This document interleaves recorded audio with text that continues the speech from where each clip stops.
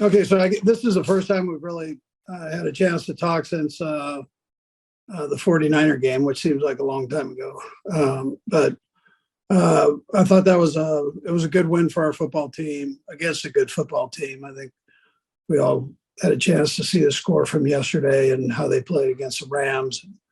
They obviously rebounded very well. Again, the first quarter they kind of were up on us. I want to say 10-7. Then we were able to kind of work our way back and ended up having a good fourth quarter and winning the game. It was fairly balanced pass and run. It was a little bit more pass and run, but it was fairly well balanced.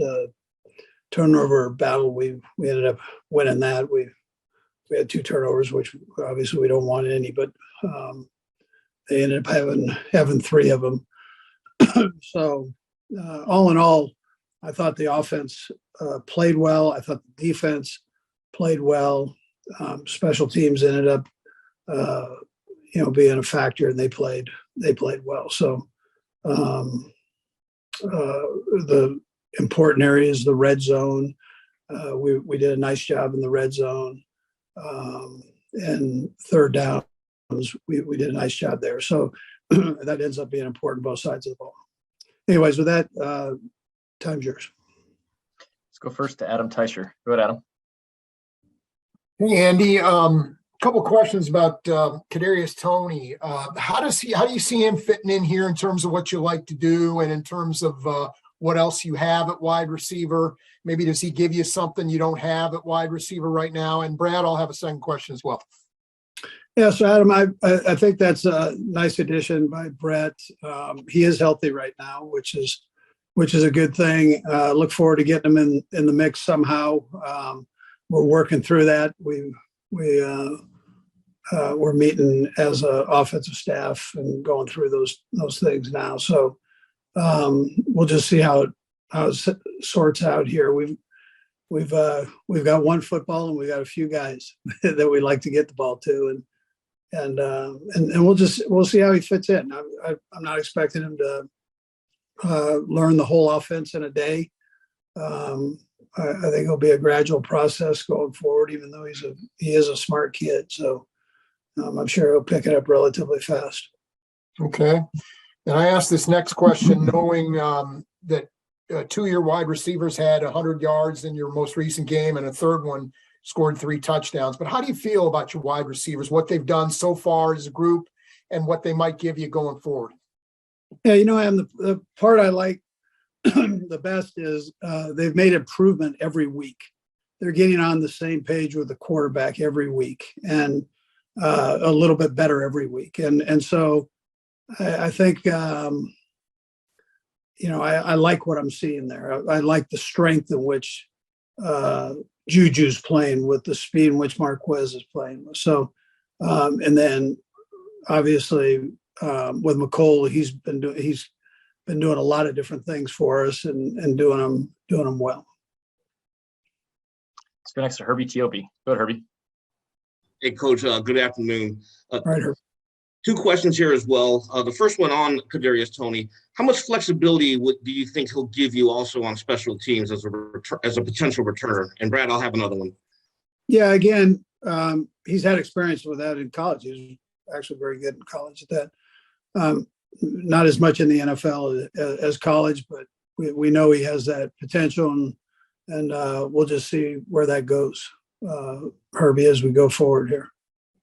Okay. And the second question, Coach, understanding that the phrase starter sometimes doesn't really mean that much depending on the position group, but against the 49ers, Pacheco got the start. How much of this is dictated by the opponent going forward? Yeah, so we have plays in for all 3 guys, and it's kind of what numbers up first. And as far as that goes, I thought, listen, Herbie, I thought that was a way of getting him more than 10 reps that we got him the last time.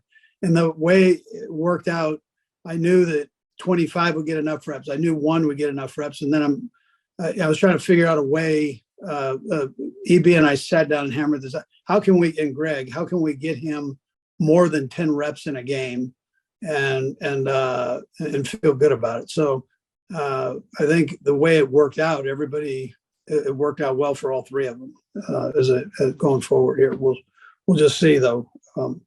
But they all had certain plays that they were running. Let's go next to Aaron Ladd. Go ahead, Aaron. Hey, appreciate the time here. It seems like the guys got football covered. So 2 Halloween-related questions for you, Coach. Do you have like a costume maybe growing up that you remember? I know you were a big kid, and then maybe some candy that's your favorite one. It's Halloween for us. Yeah. So listen, I've got 2 favorite candies for sure. Peanut coated M&Ms. I mean, I love those peanut M&Ms actually, and then Mr. Goodbar. It seems like every time I walk by Mr. Goodbar, he calls me, and says, "Andy, come eat me." And so I very seldom pass those up. The costume that I remember most is probably a Batman costume, which as a portly kid, that was probably not a good look, but I felt like it was. I felt like I could fly. Aaron. Let's go next to Seren Petro. Go ahead, Seren. Coach, how much, I know Brett looks at all the personnel side of things, and when you look at it, you've got a couple of receivers that are going to be free agents at the end of this year, and I'm sure you'd like to get them signed, but it takes 2 to tango right on that one. How much do you have time when you're talking about acquiring a player like Tony to talk about the big picture and over the horizon and looking ahead for next year, and how much was that a factor in this? And Brad, I'll have a follow-up after this too, please. Yeah, listen, sir. And I mean, on those, you've got to look at, we're always trying to stay 2 to 3 years down the road on that part. And our financial guys do a great job with it. And likewise, our cap guys, I'm saying, and likewise, Veach does a great job with it. So they share that with me. It's my responsibility to get these guys to incorporate it. And so that's kind of where my energy goes, but they do have a plan there, and they do talk to me about that. And then I know, like, as the coach, you're focused on right now, right? And then Brett has to look at the bigger picture. And so when you're getting a new weapon, pretty easy to say yes.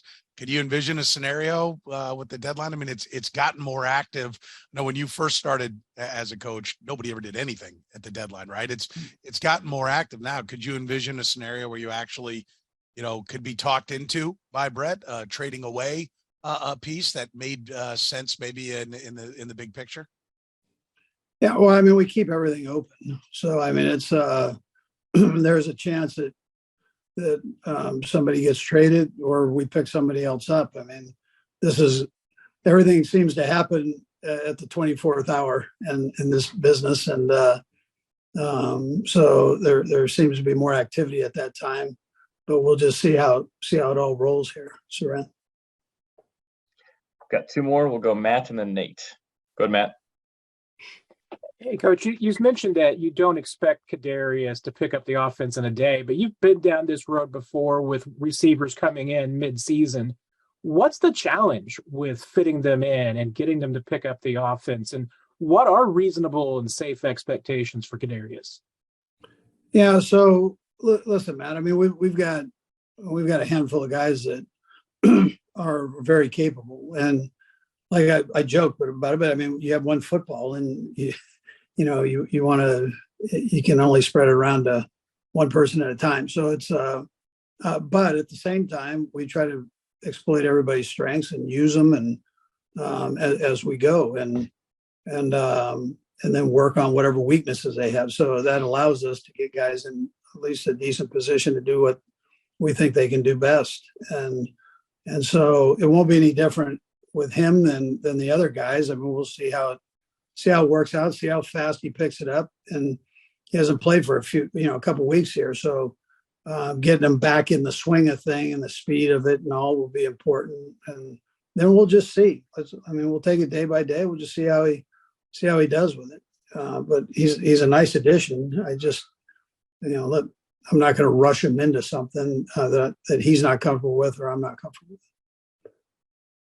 We'll last to Nate Taylor. Go ahead, Nate. Andy, everybody knows your success coming off a bye week. I just wonder, from your vantage point, how much of that is about, sort of self-scouting, seeing what you are good at, what you need to improve at, versus just the opponent and having, 12 to 14 days to get prepared for them? Yeah, so I think Frase does a nice job with the self-scout, keeping us up to date. The thing you get on this, Nate, is you get a little bit extra time to dig in and make sure that you're not missing something, right? So Frase heads it up, and then he gives it to us to go back through and kind of evaluate. And if we have any questions with the staff on what the staff might think we need to get better at, we look at those. And but all in all, I